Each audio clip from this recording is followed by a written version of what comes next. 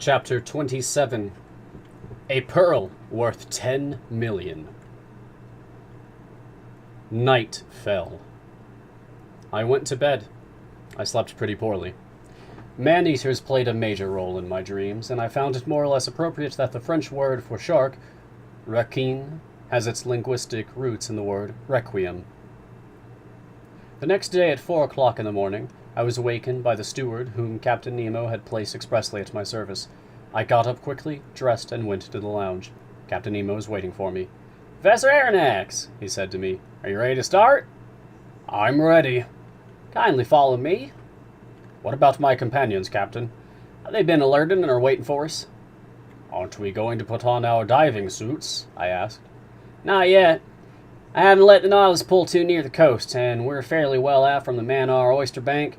But I have the skiff ready, and it will take us to the exact spot where we'll disembark, which will save us a pretty long trek. It's carrying our diving equipment, and we'll suit up just before we begin our underwater exploring." Captain Nemo took me to the central companionway, whose steps led to the platform. Ned and Conseil were there, enraptured with the pleasure trip getting underway. Oars in position, 5 of the Nautilus's sailors were waiting for us aboard the skiff, which was moored alongside. The night was still dark. Layers of clouds cloaked the sky and left only a few stars in view. My eyes flew to the side where land lay, but I saw only a blurred line covering 3/4 of the horizon from southwest to northwest. Going up Ceylon's west coast during the night, the Nautilus lay west of the bay, or rather that gulf formed by the mainland and Mannar Island. Under these dark waters there stretched the bank of shellfish, an inexhaustible field of pearls more than 20 miles long. Captain Nemo, Conseil, Ned Land, and I found seats in the stern of the skiff. The longboat's coxswain took the tiller, his 4 companions leaned into their oars, the moorings were cast off, and we pulled clear. The skiff headed southward. The oarsmen took their time. I watched their strokes vigorously catch the water, and they always waited 10 seconds before rowing again, following the practice used in most navies. While the longboat coasted, drops of liquid flicked from the oars and hit the dark troughs of the waves, pitter-pattering like splashes of molten lead. Coming from well out, a mild swell made the skiff roll gently, and a few cresting billows lapped at its bow. We were silent. What was Captain Nemo thinking? Perhaps that this approaching shore was too close for comfort, contrary to the Canadian's views, in which it still seemed too far away. As for Conseil, he had come along out of simple curiosity. Near 5:30, the first glimmers of light on the horizon defined the upper lines of the coast with greater distinctness. Fairly flat to the east, it swelled a little toward the south. 5 miles still separated it from us, and its beach merged with the misty waters. Between us and the shore, the sea was deserted. Not a boat, not a diver. Profound solitude reigned over this gathering place of pearl fishermen. As Captain Nemo had commented, we were arriving these waterways a month too soon. At 6 o'clock the day broke suddenly with that speed unique to tropical regions, which experience no real dawn nor dusk. The sun's rays pierced the cloud curtain gathered on the easterly horizon, and the radiant orb rose swiftly. I could clearly see the shore, which featured a few sparse trees here and there. The skiff advanced toward Mannar Island, which curved to the south. Captain Nemo stood up from his thwart and studied the sea. At his signal, the anchor was lowered, but its chain barely ran because the bottom lay no more than a meter down, and this locality was one of the shallowest spots near the bank of shellfish. Instantly, the skiff wheeled around under the ebb tide's outbound thrust. "Here we are, Professor Aronnax," Captain Nemo then said. "You observe this confined bay? A month from now, in this very place, the numerous fishing boats of the harvesters will gather, and these are the waters their divers will ransack so daringly. This bay is felicitously laid out for their type of fishing. It's sheltered from the strongest winds, and seas never very turbulent here, highly favorable conditions for diving work. Now, let's put on our underwater suits and we'll begin our stroll." I didn't reply, and while staring at these suspicious waves, I began to put on my heavy aquatic clothes, helped by the longboat's sailors. Captain Nemo and my 2 companions suited up as well. None of the Nautilus's men were to go with us on this new excursion. Soon we were imprisoned up to the neck in India-rubber clothing, and straps fastened the air devices onto our backs. As for the Ruhmkorff device, it didn't seem to be in the picture. Before inserting my head into its copper capsule, I commented on this to the captain. "Our lighting equipment would be useless to us," the captain answered me. "We won't be going very deep, and the sun's rays will be sufficient to light our way. Besides, it's unwise to carry electric lanterns under these waves. Their brightness might unexpectedly attract certain dangerous occupants of these waterways." As Captain Nemo pronounced these words, I turned to Conseil and Ned Land, but my two friends had already encased their craniums in their metal headgear, and they could neither hear nor reply. I had one question left to address to Captain Nemo. "What about our weapons?" I asked him. "Our rifles." "Rifles? What for? Don't your mountaineers tack bear's dagger in hand? And isn't steel surer than lead? Here's a sturdy blade, slip it under your belt, and let's be off." I stared at my companions. They were armed in the same fashion, and Ned Land was also brandishing an enormous harpoon he had stowed in the skiff before leaving the Nautilus. Then, following the captain's example, I let myself be crowned with my heavy copper sphere, and our air tanks immediately went into action. An instant later, the longboat sailors helped us overboard, one after the other, and we set foot on level sand in 1.5 meters of water. Captain Nemo gave us a hand signal. We followed him down a gentle slope and disappeared under the waves. There, the obsessive fears in my brain left me. I became surprisingly calm again. The ease with which I could move increased my confidence, and the many strange sights captivated my imagination. The sun was already sending sufficient light under these waves. The tiniest objects remained visible. After 10 minutes of walking, we were in 5 meters of water, and the terrain had become almost flat. Like a covey of snipe over a marsh, there rose underfoot schools of unusual fish from the genus Monopterus, whose members have no fin but their tail. I recognized the Javanese eel, a genuine 8-decimeter serpent with a bluish-gray belly, which, without the gold lines over its flank, could easily be confused with the conger eel. From the butterfish genus, whose oval bodies are very flat, I observed several adorned in brilliant colors and sporting a dorsal fin like a sickle, edible fish that, when dried and marinated, make an excellent dish known by the name carawade. Then some sea poachers, fish belonging to the genus Aspidophoroids,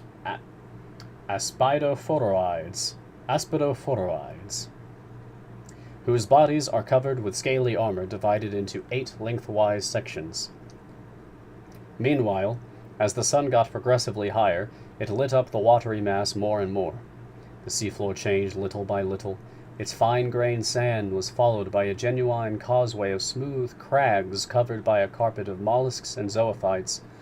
Among other specimens in these 2 branches, I noted some window-pane oysters with thin valves of unequal size, a type of ostracod unique to the Red Sea and the Indian Ocean, then orange-hued lucina with circular shells, all shaped auger shells, some of those Persian murex snails that supplied the Nautilus with such wonderful dye, spiky periwinkles 15 centimeters long that rose under the waves like hands ready to grab you, turban snails with shells made of horn and bristling all over with spines, lamp shells, edible duck clams that feed the Hindu marketplace, subtly luminous jellyfish of the species Pelagia panopura, and finally, some wonderful Oculina flabelliforma, magnificent sea fans that fashion one of the most luxuriant tree forms in this ocean.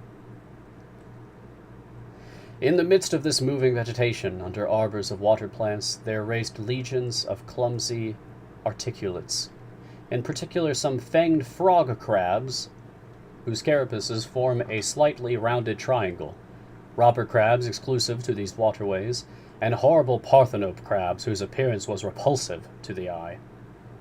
One animal no less hideous, which I encountered several times, was the enormous crab that Mr. Darwin observed, to which nature has given the instinct and requisite strength to eat coconuts.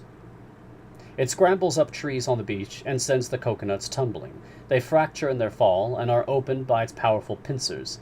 Here, under these clear waves, this crab raced around with matchless agility, while green turtles from the species frequenting the Malabar coast moved sluggishly among the crumbling rocks. Near 7 o'clock, we finally surveyed the bank of shellfish, where pearl oysters reproduce by the millions. These valuable mollusks stick to rocks, where they're strongly attached by a mass of brown filaments that forbids their moving about.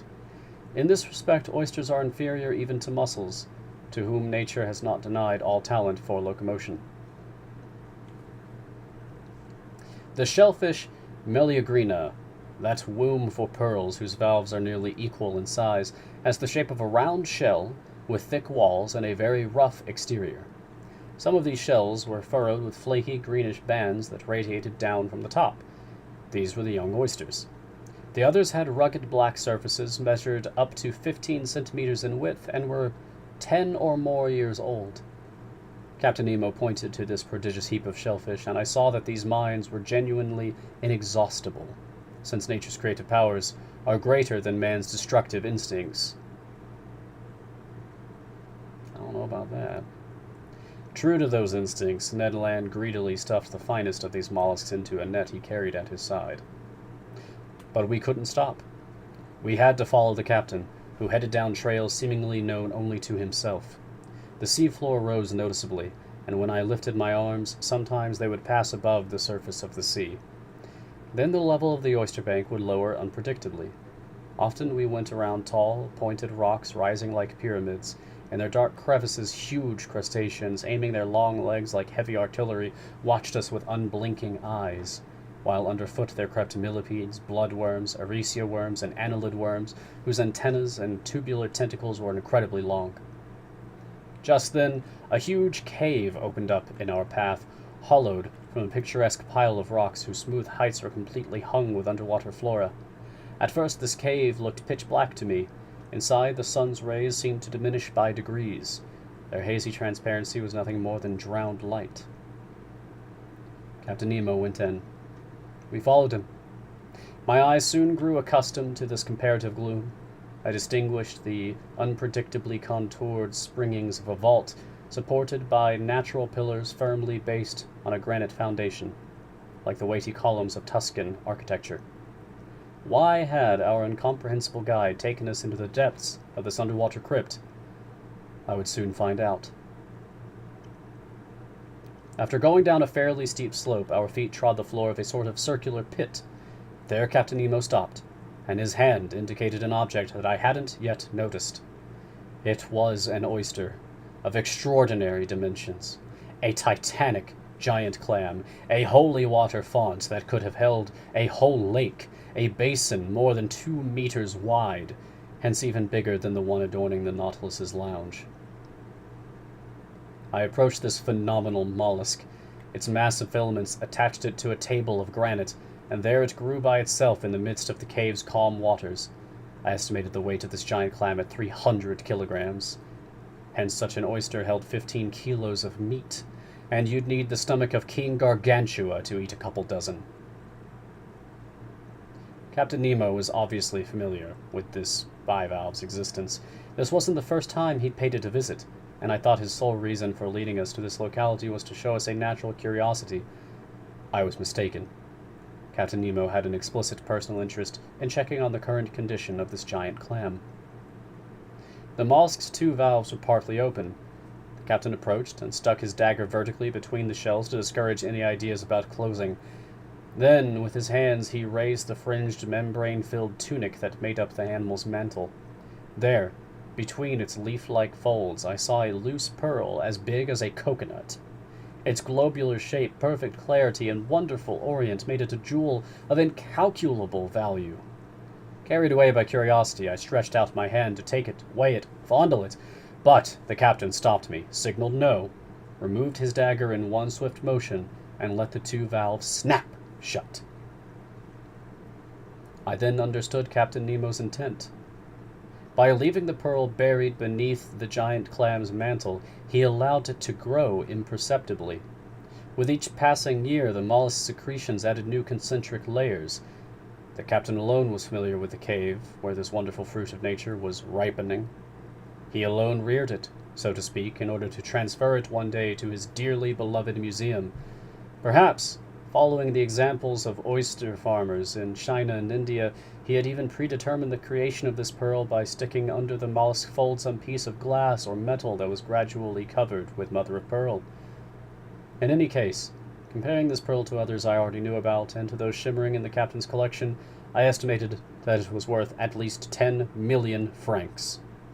It was a superb natural curiosity, rather than a luxurious piece of jewelry, because I don't know of any female ear that could handle it. Our visit to this opulent giant clam came to an end. Captain Nemo left the cave, and we climbed back up the bank of shellfish in the midst of these clear waters not yet disturbed by divers at work. We walked by ourselves, genuine loiterers, stopping or straying as our fancies dictated. For my part, I was no longer worried about those dangers my imagination had so ridiculously exaggerated. The shallows drew noticeably closer to the surface of the sea, and soon, walking in only a meter of water, my head passed well above the level of the ocean. Conseil rejoined me, and gluing his huge copper capsule to mine, his eyes gave me a friendly greeting. But this lofty plateau measured only a few fathoms, and soon we re-entered our element. I think I've now earned the right to dub it that. 10 minutes later, Captain Nemo stopped suddenly. I thought he'd called a halt so that we could turn and start back. No. With a gesture, he ordered us to crouch beside him at the foot of a wide crevice. His hand motioned toward a spot within the liquid mass, and I looked carefully. 5 meters away, a shadow appeared and dropped to the sea floor. The alarming idea of sharks crossed my mind, but I was mistaken, and once again we didn't have to deal with monsters of the deep. It was a man. A living man, an Indian fisherman, a poor devil who no doubt had come to gather what he could before harvest time. I saw the bottom of his dinghy, moored a few feet above his head. He would dive, and go back up in quick succession. A stone cut in the shape of a sugar loaf, which he gripped between his feet while a rope connected it to his boat, served to lower him more quickly to the ocean floor. This was the extent of his equipment. Arriving on the sea floor at a depth of about 5 meters, he fell to his knees and stuffed his sack with shellfish gathered at random. Then he went back up, emptied his sack, pulled up his stone, and started all over again, the whole process lasting only 30 seconds. This diver didn't see us.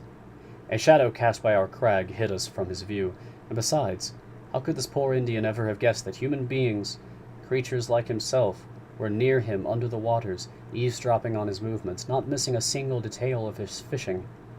So he went up and down several times.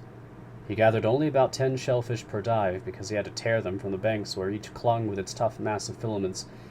And how many of these oysters for which he risked his life would have no pearl in them? I observed him with great care. His movements were systematically executed, and for half an hour no danger seemed to threaten him. So I had gotten used to the sight of this fascinating fishing when all at once, just as the Indian was kneeling on the sea floor, I saw him make a frightened gesture, stand, and gather himself to spring back to the surface of the waves. I understood his fear. A gigantic shadow appeared above the poor diver. It was a shark, of huge size, moving in diagonally, eyes ablaze, jaws wide open. I was speechless with horror, unable to make a single movement. With one vigorous stroke of its fins, the voracious animal shot toward the Indian, who jumped aside and avoided the shark's bite, but not the thrashing of its tail, because that tail struck him across the chest and stretched him out on the seafloor. This scene lasted barely a few seconds.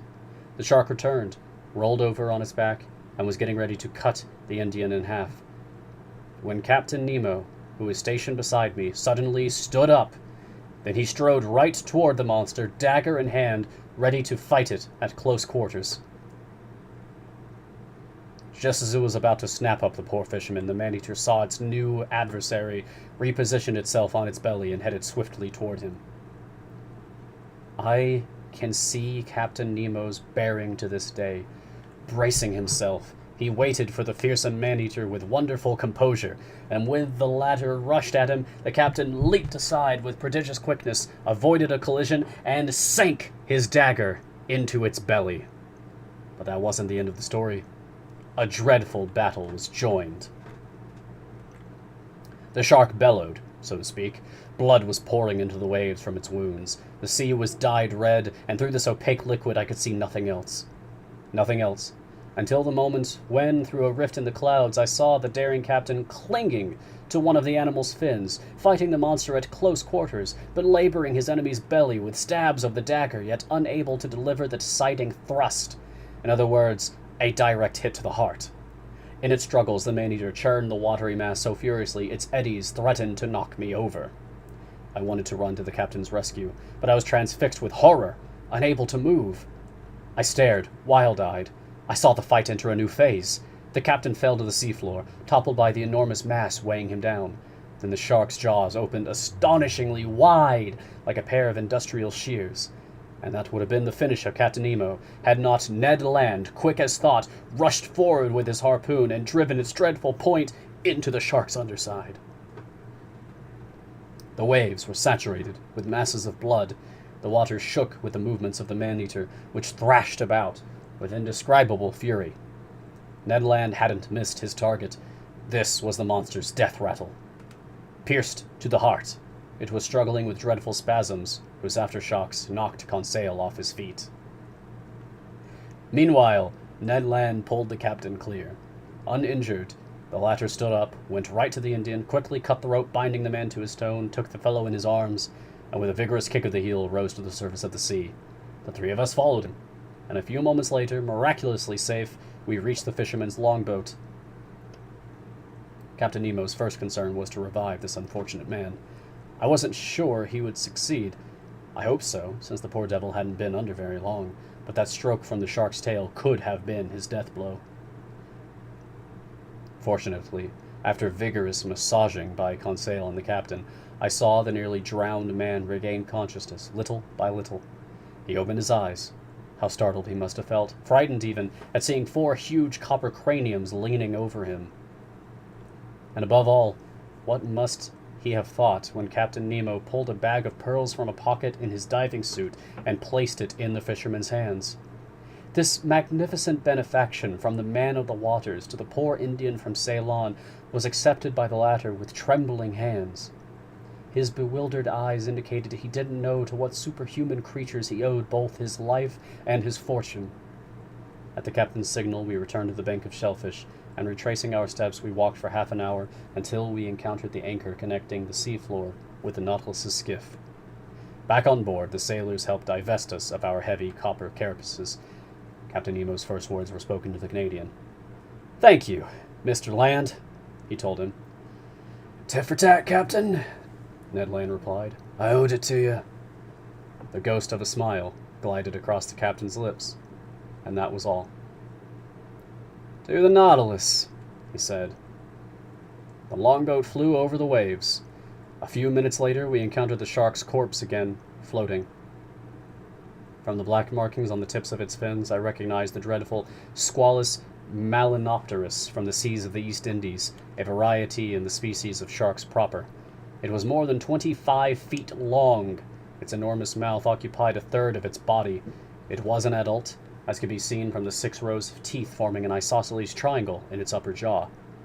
Conseil looked at it with purely scientific fascination, and I'm sure he placed it, not without good reason, in the class of cartilaginous fish, order Chondropterygia, with fixed gills, family Salacia, genus Squalus.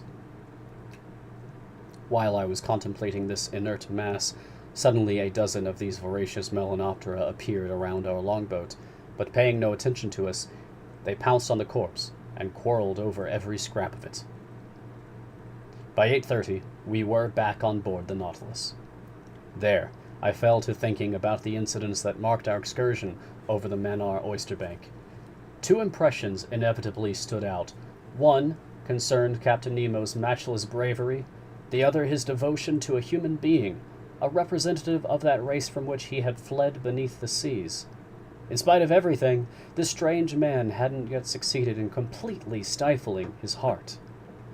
When I shared these impressions with him, he answered me in a tone touched with emotion. "That Indian, Professor, lives in the land of the oppressed, and I am, to this day, and will be until my last breath, a native of that same land." End of chapter 27.